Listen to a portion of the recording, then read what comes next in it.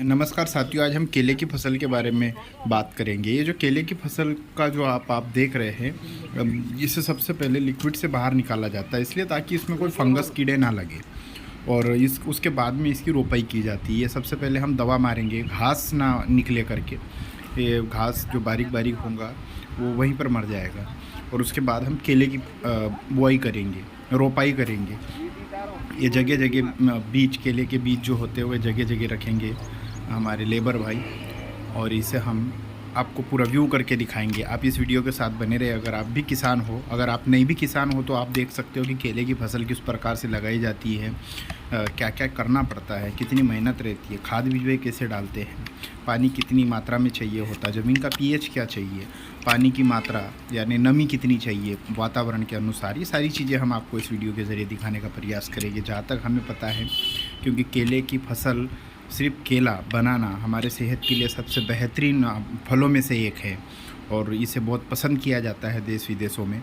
लेकिन उसे किस प्रकार से उगाया जाता है, किस प्रकार से मेहनत की जाती है और कितनी कठिनाइयों से हम इस केले की फसल की उत्पादन को लगाते हैं। आइए चलिए हमारे साथ और हम बताते हैं आगे की प्रोसेस। ये जो बक्खर चल रहा है, हमारी गाँवरानी भाषा में इसे बक्खर बोलते हैं। इससे जो बारीक बारीक जो घास होता है पेड़ पौधे के अड़ोस पड़ोस का, वे पूरी तरह से निकल जाता है। और जो बीच वाला घास है उसे हम नींदाई के जरिए निकालने का प्रयास करेंगे। जो देखो, जो महिलाएं नींद रही है, हमारी भाषा में नींदना बोलते हैं, हिंदी में, शुद्ध हिंदी में इसे खरपतवार बोलते हैं। ये खरपतवार करने का यंत्र भी हमारे पास में। ये कुछ महिलाएं घास निकाल रही है। काफ़ी कुछ मेहनत करना पड़ता है, बारीक बारीक चीज़ों का ध्यान रखना पड़ता है। ये देखो, अब ये जो हम 27 मार्च तक पहुंच गए। 3 मार्च को हमने लिक्विड से बाहर निकाला, 5 मार्च को हमने बुआई की और आज 27 मार्च तक के हमारी जो फसल है लहलहाती हुई दिख रही है हमें। लगभग सभी पौधे बाहर आ चुके हैं। कोई कोई पौधा है, ये जो मार्च के महीने में लगा है, इसलिए इन पत्तों के ऊपर थोड़ा सा जलनपना आपको दिखाई दे रहा होगा टेम्परेचर के हिसाब से। और ये जो टेम्परेचर है, मैं जो आपको दिखा रहा व्यू करके, हर पत्ते के ऊपर है ना, ये धूप के निशान हैं, ये कोई रोग नहीं है। तो इससे हम आगे व्यू करेंगे, आपको दिखाने का प्रयास करेंगे लंबा से लंबा। और काफ़ी कुछ हमारे जो पौधे हैं सब निकल गए हैं। लगभग कुछ 2 3 4 10 15 पौधे रहे होंगे जो किसी कारणवश नहीं निकले होंगे। तो हम आपको पूरा का पूरा इस वीडियो में केले की फसल का उत्पन्न दिखाएंगे। और साथियों, ये जो मटेरियल है सुपर फास्फेट है और यूरिया है। स्टार्टिंग में जो शुरुआत है हमने फास्फेट डालकर कर रहेंगे। ये तो मैं मेरे हिसाब से कर रहा हूँ, क्योंकि मेरी ज़मीन में थोड़ा सा नमी की मात्रा ज़्यादा होती है। क्योंकि पड़ोस में हमारे तालाब बना हुआ है, काफ़ी बड़ा डैम भी बना हुआ है, इसलिए मेरी ज़मीन में थोड़ा सा नमी की मात्रा ज़्यादा होती है। इसलिए मैं ज़्यादा फास्फेट, सल्फेट इनका प्रयोग थोड़ा सा ज़मीन के हिसाब से करता हूँ। साथियों, ये हम मटेरियल की थैली लेकर जाएंगे और हमारे लेबर जो है, ये हमारे लेबर भाई साहब जगह जगह मटेरियल की थैली को मिक्स करके, उनको अलग अलग भागों में डिवाइड करके, जितनी मात्रा में जितना लगेगा उसके हिसाब से वो डिवाइडेशन करेंगे और वे सारे पौधों को बराबर मात्रा में मटेरियल देंगे। आप देखो, ये जो मटेरियल डाल रहा है हमारा भाई साहब, ये दोनों तरफ से मटेरियल डालेंगे। क्योंकि अगर बाय द वे एक तरफ से मटेरियल नहीं लगा तो दूसरी तरफ से लग जाएगा। और जो पौधे के अड़ोस पड़ोस में चारों तरफ से कीटाणु, बैक्टीरिया और पौष्टिक आहार तत्व खाने के सारी चीज़ें उन्हें मिल जाएगी। इस प्रकार से हम हमारे केले को आप तक बताने का प्रयास करेंगे। ये जो मटेरियल डालने के बाद में फिर से हमने इसको मटेरियल के पहले भी नींदवाया, खरपतवार किया, उसके बाद में भी मटेरियल नींदवाया। अब ये जो नेक्स्ट प्रोसेस है, इसकी हम मिट्टी खींचेंगे। क्योंकि पौधा बढ़ चुका है और अड़ोस पड़ोस में हम इसकी मिट्टी को खींचकर हम पौधे के जड़ के पास में ले जाएंगे और बेड पर इस मिट्टी को लगा देंगे, ताकि इससे है ना हमारे पौधे में भरपूर मात्रा में मिट्टी हो जाए और पौधा आसानी से ग्रोथ करने में इसको सहयोग मिले। ताकि जितनी ज़्यादा मिट्टी हम पौधे को लगाएंगे उतना पौधा ग्रोथ करेगा, जड़ को फैलने के लिए जगह मिलेगी। इस कारण हम मिट्टी को खिंचवा कर अब बेड की ओर लगा रहे हैं। इससे जितना भी खरपतवार है वो भी ख़त्म हो जाएगा और हम फिर से इससे काश्तकारी करके हम आगे की ओर हम बढ़ते जाएंगे। वैसे ज़्यादातर खेतों की मिट्टियाँ उपजाऊ होती है। आपने कई बार देखा होगा, आपने आपके घर के आंगन में अगर आपके पास खाली जगह है तो आपने कई पौधे लगाए होंगे, मिर्ची के, प्याज के, आलू के, गोभी के, या वगैरह वगैरह जो भी पौधे आपने लगाए होंगे, क्या उनमें इतना ग्रोथ देख पाते हो जितना आप खेतों की फसलों में देख पाते हो? नहीं देख पाते होगे, क्योंकि खेतों की मिट्टी उपजाऊ होती है और खेतों का वातावरण भी इतना अनुकूल होता है फसलों के लिए, जो कि फसल को लहलहाते हुए दिखाता है। जैसे आप ये पौधा देख रहे हो, केले का पौधा कितना लहलहा रहा है, कितना मुस्कुरा रहा है। उसी प्रकार आप अगर जिस वातावरण में जो भी फसल आप लगाओगे वो बिल्कुल ग्रोथ करेगी। अगर वातावरण के अनुकूल होकर हम लोग फसल नहीं लगाएंगे तो हमें फसल अच्छे से देखने को नहीं मिलेगी। मानो अगर हमने यहाँ सेब का बगीचा लगा दिया तो यहाँ पर इतने अच्छे से ग्रोथ नहीं कर पाएगा, क्योंकि उनका इन्वायरमेंट ही नहीं है वैसा। यहाँ पर देखा जाए तो हमें पौधों को साफ़ सफाई रखना चाहिए। पौधे के चारों ओर से मिट्टियाँ और चारों ओर गंदगी नहीं होना चाहिए। देखो हमने मिट्टी डाली है चारों ओर, जो गाद मिट्टी आती है ना, जो डैम में पानी रुका हुआ होता है, वो सड़ी हुई मिट्टी होती है, उसे गाद मिट्टी एकदम हल्की और भुरभुरी मिट्टी होती है, जिससे पौधों में काफ़ी पोषक तत्व मिलता है। बहुत सारे इसमें तत्व होते हैं जिससे पौधे को ग्रोथ करने में बहुत ज़्यादा सहयोग मिलता है। देखो हम पौधे के चारों ओर मिट्टी लगा रहे हैं और इस मिट्टी लगाने से हमें बहुत फ़ायदा होते हुए नज़र आएगा। जैसे हम आपको आगे दिखाएंगे कि फसल में कितना ग्रोथ हुआ है मिट्टी डालने के कारण। ये हम हमारे लेबरों से काम करवा रहे हैं। ये मिट्टियाँ थोड़ी से केला लगाने से पहले मैंने मिट्टी डलवा ली थी, इसलिए मिट्टी कड़क हो गई है। अब वो मिट्टी है ना बहुत ही ज़्यादा भुरभुरी हो गई है। इस मिट्टी में बहुत ही अच्छे पोषक तत्व है, जिसके कारण है ना पौधे में काफ़ी ग्रोथ मिलेगा।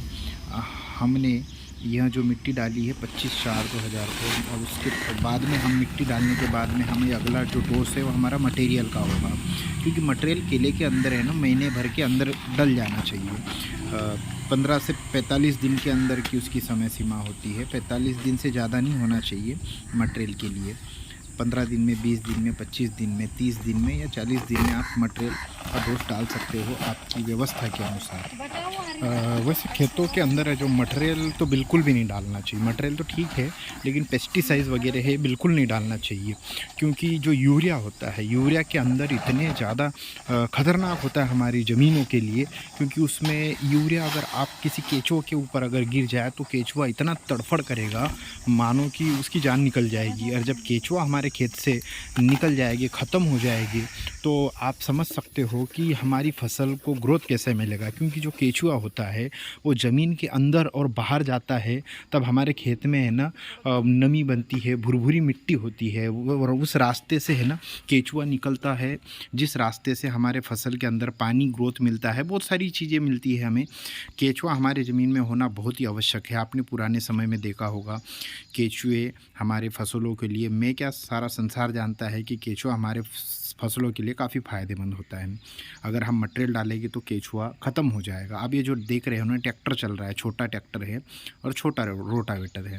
अभी इसकी केले की ज़्यादा जड़ें बाहर नहीं निकली है, ज़्यादा जड़ें फैली नहीं है, इसलिए मैं यहाँ पर छोटा रोटावेटर लगा रहा हूँ। काफ़ी 1-1 से 1.5 फीट की जगह बची है पौधे के अड़ोस पड़ोस में, इसलिए रोटावेटर कर रहा हूँ। अन्यथा इसमें रोटावेटर भी नहीं कर सकता था, क्योंकि इससे सारी जड़ें टूट जाती है। जितना फसलों का हम केयर करेंगे ना, उतनी फसल हमारी केयर करेगी। वैसे अभी तो देखा जाए तो हमारी फसल काफ़ी अच्छी बड़ी हो गई है, और इसमें अभी थोड़ा सा हम यहाँ पर रोटावेटर, कल्टीवेटर भी बोलते हैं इसे हिंदी भाषा के अंदर, और हम हमारे क्षेत्र में तो सब रोटावेटर ही कहा जाता है। आप जो लेकिन ध्यान रहे कि अगर इसकी जड़ें ज़्यादा फैली हो तो आप रोटावेटर ना कराएँ। और ये जो हमारी फसल है अब यहाँ तक पहुँच गई है 30/5/2023 को। आप जो देख रहे हैं मेरी केले की फसल इस प्रकार से लहलाती हुई आपको दूर से दिखाई दे रही है। ये मैं बिल्कुल ऊपर से आपको दिखा रहा हूँ मेरे केले का दृश्य।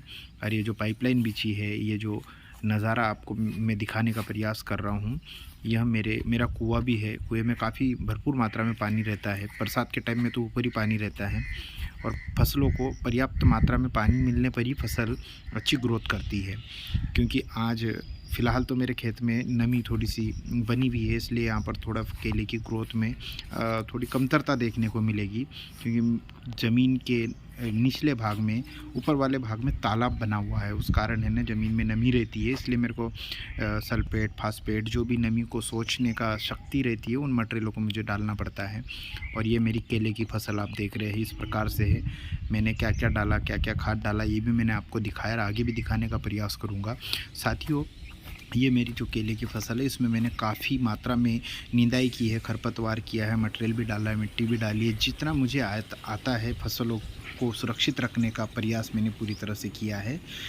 साथियों, मैं आज आपको मेरी व्यक्तिगत सोच के बारे में बताना चाहता हूँ, क्योंकि देखो, मटेरियल और में जो पेस्टिसाइड होता है ये अगर हम हमारे फसलों में डालते हैं ना, इससे हमें पौधों में ग्रोथ तो ज़रूर मिलती है, एवरेज भी बढ़ता है, सारी चीज़ें बढ़ती है। लेकिन आने वाले समय में हम लोग जो पेस्टिसाइड्स का खाना खाते हैं, फल फूल खाते हैं, इससे हमारे शरीर को नुकसान होता है। ये देखो, मैं आपको दिखा रहा हूँ कि मेरा कुआँ बरसात के टाइम में कैसे मेरे को पानी बाहर नाली के द्वारा बाहर छोड़ना पड़ता है। अगर मैं कुएँ को खाली नहीं करूँगा तो मेरी ज़मीन में रिसाव ज़्यादा होगा।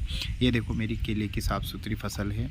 अभी तक तो अच्छी से व्यवस्था बनाई है मैंने, अब आगे देखा जाएगा क्या होता है। प्राकृतिक भगवान ने अगर साथ दिया तो अच्छा केले की फसल हो जाएगी। जितना मुझे आता है, जो दिखाने का प्रयास मैंने किया है, माल मटेरियल बिजवाई रोपाई से लगाकर तो निंदाई गुड़ाई तक के सारी चीज़ें मैंने आपको इस वीडियो के ज़रिए दिखाने का प्रयास किया है। साथियों, अगर आपको ये ब्लॉग अच्छा लगे तो बिल्कुल इसे लाइक करें, शेयर करें, कमेंट करें, इससे हमें अच्छा। ये देखो, मेरी केले की फसल के आप पौधे एक एक तरीके से आप देखो। मैंने थोड़ा सा जल्दबाजी में इसके पान ज़्यादा काट दिए थे, बीच में मैंने रोक दिया, क्योंकि किसी जानकार आदमी से पूछने पर पता चला कि जितने ज़्यादा पान काटोगे ना उतना आपको ग्रोथ नहीं मिलेगा। पान काटते उसकी छाटन वाटन समय के अनुसार करनी पड़ती। मैंने थोड़ी जल्दी कर दी थी, इसलिए थोड़ा सा अब मैंने रोक दी है इसकी छटाई। अब बाद में करूँगा, जब भी मुझे किसी जानकार आदमी को पूछने के बाद में करूँगा। मुझे अच्छा लगा तो मैंने इसको सारा क्लीन करवा दिया था। अब ये जो अगला डोज फिर से आ गया मेरा मटेरियल का, अब इस आने वाले डोज में मैंने काफ़ी कड़क डोज दिया है। ये डोज मेरा लगभग 25 से 30 हज़ार रुपये का एक डोज है। इसमें 4-5 थैली पोटास है, 5-6 थैली एक्को भी है, और बहुत ही मटेरियल। मैं बहुत सारों के नाम भी नहीं जानता, सही बताऊँ, क्योंकि मैं ना पूछ के काम करता हूँ, और मैं एक किफ़ायती, यानी मुझे जानकारी थोड़ी सी कम है। मैं कभी यूट्यूब पे देख लेता, इंटरनेट से देख लेता, या एग्रीकल्चर ऑफिस से बात कर लेता हूँ। कभी कभी कोई जानकार हो तो उससे पूछने के बाद भी मटेरियल डालने का प्रयास करता हूँ। मैं जितना मुझसे हो सके उतना करता हूँ। मैं ये मैंने एक्स्ट्रा मटेरियल लेके रख लिया था, ताकि समय समय पर इसे मटेरियल टाइम पर दे सकूँ। ये सल्फेट वगैरह है जो नमी को सोचने का काम करते हैं, सारे को मिक्स करके मैं मटेरियल भी डाल दिया मैंने 7/8/2023 को। ये उसके मटेरियल के अंदर मिक्स किया जा रहा है, जो पाउडर फॉर्म में है जो मटेरियल है। अब हम इसको है ना पूरी तरह से मिक्स कर लेंगे, और इसको है ना एक पर्याप्त मात्रा में सभी को बराबर मात्रा में लेकर पूरे खेत में पौधों के अड़ोस पड़ोस में डाल देंगे। इससे फसल में काफ़ी ग्रोथ मिलता है। कहा जाता है कि गुजरात की कंपनी का ये जो है साथियों, ये जो मैंने वीडियो में जितना भी आपको फसल के बारे में दिखाने का प्रयास किया है, मेरे हिसाब से अगर आपको अच्छा लगे तो बिल्कुल कमेंट करें, और कोई कमी हो तो बिल्कुल मुझे बताएं, क्योंकि मुझे ज़्यादा जानकारी नहीं है। इसके बदले जितनी जानकारी हुई मैंने प्रोवाइड करवाई आप लोगों को। साथियों, हम आगे जो भी करेंगे, आपको केले की फसल में क्या भाव मिला, क्या नहीं मिला, कितना पौधे में कितने की रास आई, कितने किलो का एक पौधा हुआ, ये सारी चीज़ें हम आपको आगे के वीडियो में भी बताएँगे। और कितनी लागत लगी है, कितनी इन्वेस्टमेंट किया था मैंने, और कितने पैसे की बचत हुई है, कितने समय के अंदर मंथली क्या गिरा और प्रतिदिन क्या गिरा, ये सारी चीज़ों का हिसाब किताब करके मैं आपको दिखाऊंगा। अगर हम पूरी ईमानदारी से खेती करें तो हमें खेती बिल्कुल नुकसान का सौदा नहीं है, बट हमें प्राकृतिक मारनी चाहिए। साथियों, ये जो केले के पत्ते जो पीले पड़ रहे हैं, इसमें पीले पड़ने का कारण है कि इसमें पानी ज़्यादा होने के कारण शायद पीले पड़ रहे हो। लगभग सभी एरिया के अंदर में जहाँ तक देख पाता हूँ, बहुत से लोगों के केले के पत्ते पीले पड़ रहे हैं, और ये शायद बीमारी कहूँगा मैं तो इसे। इस पर मुझे छिड़काव की आवश्यकता है, और जब पौधे पे छिड़काव कर दूंगा उसके बाद में आपको इसको व्यू करके दिखाऊंगा इसमें सुधार आया है या नहीं आया है। इतना मेहनत करने के बाद भी प्राकृतिक ने हमें थोड़ा सा, इस बार बारिश ज़्यादा होने के कारण मेरे केले के पत्ते बहुत ज़्यादा ख़राब हो गए हैं। साथियों, अब मैंने जो ख़राब पत्ते हैं उसे काट दिए थे, काटने के बाद में उसके छाटन भी कर दी। अब उसके बाद में दवाई का छिड़काव करूँगा, और नीचे जो है उसे वहाँ पर घास मारने की दवा मार कर है ना खेती को क्लीन करने का प्रयास करूँगा पौधे के अड़ोस पड़ोस में। इतना ध्यान जरूर रखना, जब घास मारने की दवा मार रहे हो तो पौधों के ऊपर बिल्कुल भी छींटे नहीं गिरना चाहिए, नहीं तो उतनी जगह को पूरी तरह से जला देता है। घास मारने की जो दवा होती है वो बहुत ही ख़तरनाक होती है। ये जो मैंने यहाँ पर जो व्यवस्था बनी है मेरे मटेरियल वगैरह रखने के लिए, जो मेरा कुआँ अगस्त महीने में पूरी तरह से भर गया है, या मैंने है ना थोड़ा सा पानी को निकलने के लिए जगह बनी है, और कुएँ के अंदर मैंने पाइप डाला है कि कुआँ बिल्कुल भरा ना हो इसलिए। और ये जो पानी बाहर भी फेंक रहा हूँ इस नाली के ज़रिए। इस नाली के ज़रिए अगर मेरा पानी बाहर चला जाएगा तो मेरे खेत की नमी थोड़ी सी कमी हो जाएगी और पौधे को ग्रोथ अच्छा मिलेगा। और साथियों, बस आज के ब्लॉग में इतना ही। आगे मैं आपको आगे के ब्लॉग में बना के दिखाऊँ।